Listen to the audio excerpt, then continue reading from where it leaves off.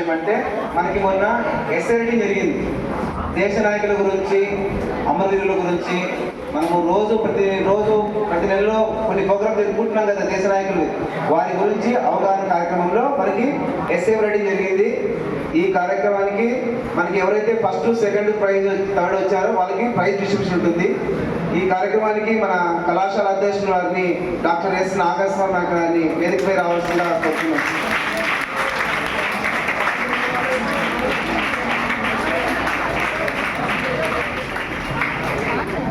మరియు ఈ కార్యక్రమంలో మనకి విచ్చేసినటువంటి ముఖ్య అతిథులు డాక్టర్ కె స్వాతి గారు, ఆర్థరైజ్డ్ అసిస్టెంట్ ప్రొఫెసర్ గారు, గవర్నమెంట్ జనరల్ హాస్పిటల్ గారు కూడా వేదికపై రావాల్సిందిగా కోరుతున్నాం.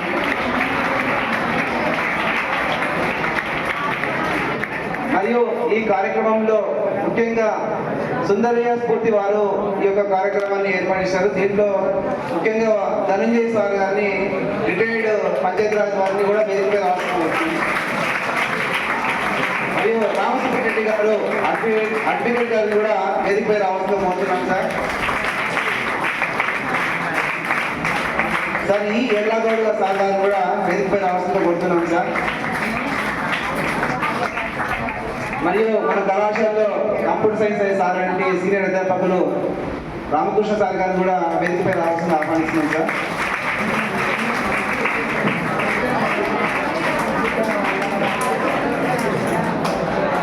మన కళాశాల అధ్యక్షులు డాక్టర్ ఎస్ నాగస్వామి గారిని ప్రారంభించవలసిందిగా కోరుతున్నాం sir.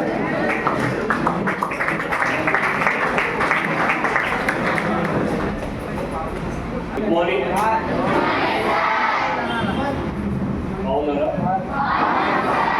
Thank you, respected doctor గారు. మీరు లాయర్ గారు, సుందరయ్య కళాభవన్ నుంచి వచ్చిన పెద్దలు, కొలీగ్స్, మై డియర్ స్టూడెంట్స్. జాతీయ నాయకుల గురించి ఒక ఎస్ఏ కాంపిటీషన్ మనం పెట్టాము. వారి కోరిక మేరకు దాంట్లో మీరు పాల్గొన్నారు. ఫస్ట్ ఇంగ్లీష్లో ఫస్ట్ సెకండ్, తెలుగులో ఫస్ట్ సెకండ్ ఇస్తూ అందరికీ పార్టిసిపేషన్ సర్టిఫికేట్స్ కూడా ఇస్తున్నారు. సో మొదట వారికి కృతజ్ఞతలు మన గౌడు గారికి. తర్వాత ప్రతి సంవత్సరం జాతీయ నాయకులను స్మరించుకోవడము మనము యథావిధిగా చేస్తున్న ఒక కార్యక్రమం. దానికి సంఘీభావంగా మనము ఈరోజు ఇక్కడ మీరు ఏదైతే నాయకుల గురించి రాశారో వాళ్ళను కూడా మీరు స్మరించుకోవాలి, వాళ్ళను తరింప చేయాలి ఉద్దేశంతో మనం తరింపాలి, వాళ్ళని తీసుకొని ఆదర్శంగా.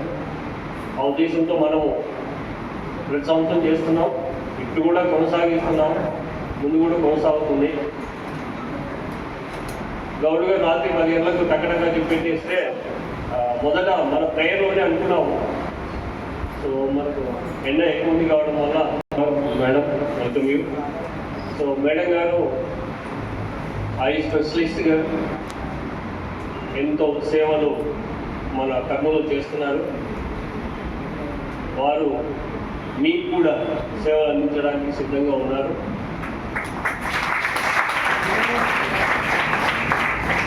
తర్వాత న్యాయపరంగా ఏమైనా చిక్కులు వస్తే కదా విద్యార్థి దశలో మీ సమస్యలను పరిష్కరించడానికి సార్ గారు, లాయర్ గారు ఇక్కడ మన పక్కన ఉన్నారు. ఆయన జాతీయ నాయకులను ఉద్దేశించి చెప్పడానికి సార్ గారు కూడా వచ్చారు ఇక్కడికి. సార్ గారు so no problem. So sir గారు వీళ్ళు చెప్పేది శ్రద్ధగా ఉన్నాయి. Thank you. అండ్ తర్వాత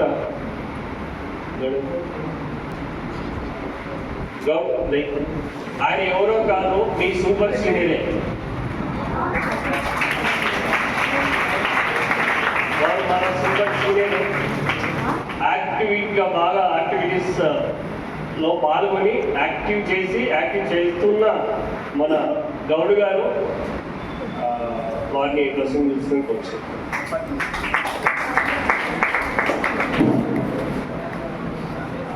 డియర్ స్టూడెంట్స్, సుందరయ్య స్ఫూర్తి కేంద్రము ఆధ్వర్యంలో ఎస్ఏ రైటింగ్ కాంపిటీషన్ నిర్వహించాము. దాని ఉద్దేశము అవి మన ధనంజయ్ గారు, అదేవిధంగా ఇండిపెండెన్స్ డే గురించి రామ్ సుబ్బారెడ్డి గారు సారు వీళ్ళు చెప్తారు.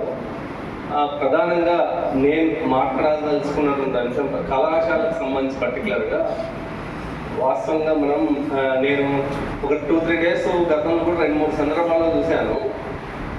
మార్నింగ్ ఉదయాన్నే ఆల్మోస్ట్ 8:30 నుంచి బయట ప్రిన్సిపల్ గారు బయట నుండి పిల్లల్ని పంపిస్తుంటారు.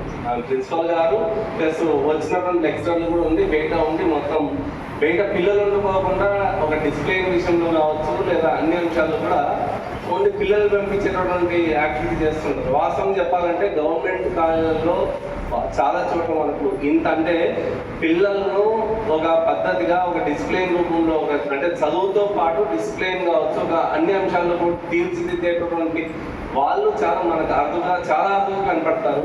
అందులో మనకు మన ప్రిన్సిపల్ గారు కావచ్చు, ఇక్కడ ఉన్నటువంటి అధ్యాపక వాళ్ళు మనల్ని తీర్చిదిద్దేదానికి ఒక విద్య విషయంలోనే కాకుండా డిసిప్లిన్ విషయంలో కావచ్చు మనల్ని అన్ని రంగాల్లో తీర్చిదిద్దడానికి ఎంత కృషి చేయగలగాలో అంత కృషి చేసే ప్రయత్నం చేస్తున్నారు.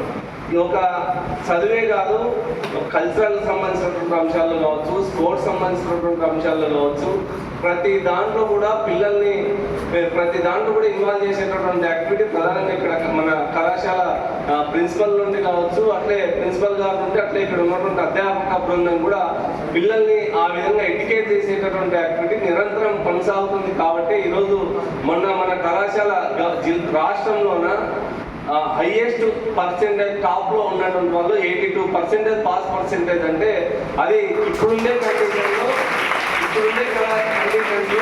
ప్రధానంగా కళాశాల ప్రిన్సిపల్ అండ్ ఇక్కడ ఉన్నటువంటి అధ్యాపక బృందము అంత ఇనిషియేట్గా అంత ఇంటెన్స్గా పిల్లలతో అంటే విద్య విషయంలో కావచ్చు అన్ని విషయాలు చేయించగలిగితే తప్ప సాధ్యం కాదు అనేది మనకు ఆ రిజల్ట్ 82% పాస్ పర్సెంటేజ్ అని మనకు చూపిస్తుంది.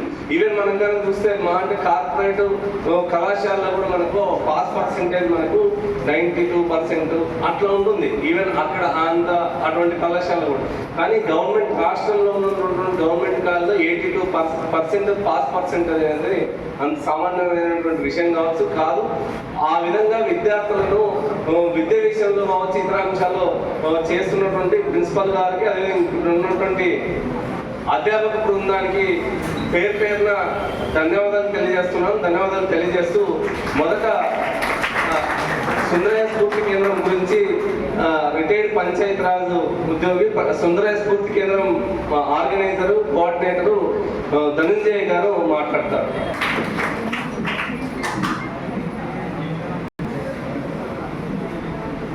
ప్రిన్సిపల్ గారికి,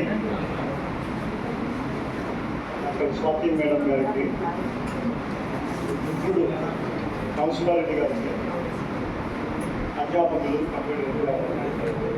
సుందరయ్య విజ్ఞాన కేంద్రం మన గౌరవ ఉపాధ్యాయులకు, విద్యార్థులకు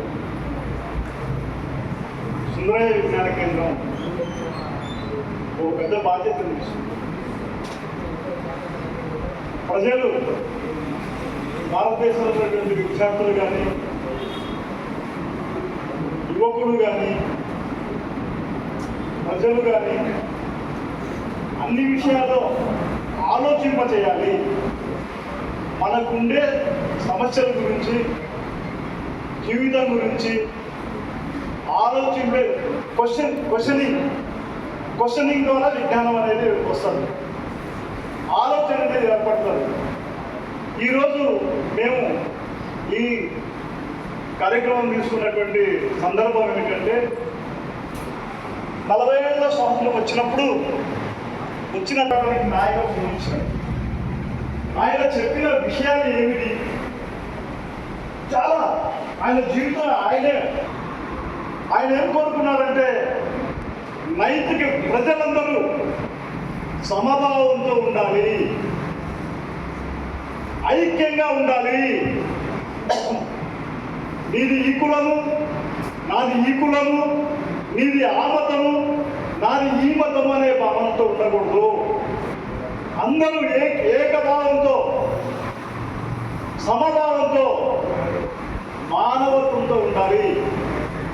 ఆయనకు నిజంగానే ఆయన జీవితం చూస్తే నిజంగా ఆయన చాలా చక్కగా చెప్పాడు. ఆయనకుండే బలము చెప్పినాడు, ఆయనకుండే గొప్పతనం చెప్పినాడు, ఆయనకుండే బలహీనతలు కూడా చెప్పినాడు. ఆయన స్వయంగా ఆయన చెప్పినాడు అనేక విషయాల్లో నేను ఎట్లా తెలుసుకున్నాను, జీవితం గురించి ఎట్లా తెలుసుకున్నానని చెప్పినాడు.